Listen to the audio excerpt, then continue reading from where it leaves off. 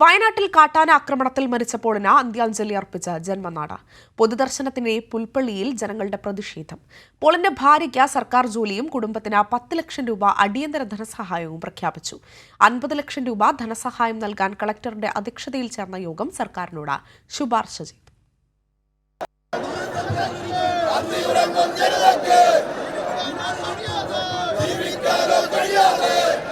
വയനാട്ടിലെ ചാലികതയിൽ കാട്ടാനയുടെ ആക്രമണത്തിൽ അജി കൊല്ലപ്പെട്ട് ഒരാഴ്ച തികയും മുൻപാണ് പോളിന്റെ ജീവനും മറ്റൊരു കാട്ടാന കവർന്നെടുത്തത്.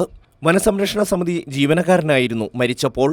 വെള്ളിയാഴ്ച കുറുവ ദ്വീപിലേക്കുള്ള വനപാതയിൽ വെച്ചാണ് ജോലിക്കിടെ പോളിനെ ആന ആക്രമിച്ചത്. പോസ്റ്റ്മോർട്ടത്തിന് ശേഷം പോളിന്റെ മൃതദേഹം പുൽപ്പള്ളിയിൽ എത്തിച്ചപ്പോൾ വലിയ വൈകാരിക പ്രതിഷേധമാണ് ജനങ്ങളിൽ നിന്ന് ഉയർന്നത്. ജനങ്ങളുടെ പ്രതിഷേധം അക്രമാസക്തമായി. വനംവകുപ്പിന്റെ ജീപ്പ് നാട്ടുകാർ ആക്രമിച്ചു. ടയറിന്റെ കാറ്റ് തുറന്നുവിട്ടു. മേൽമൂടി വലിച്ചു കീറി.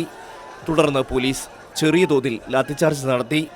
അതേസമയം മരിച്ച പോളിന്റെ ബന്ധുക്കൾക്ക് 10 ലക്ഷം രൂപ നഷ്ടപരിഹാരം നൽകും.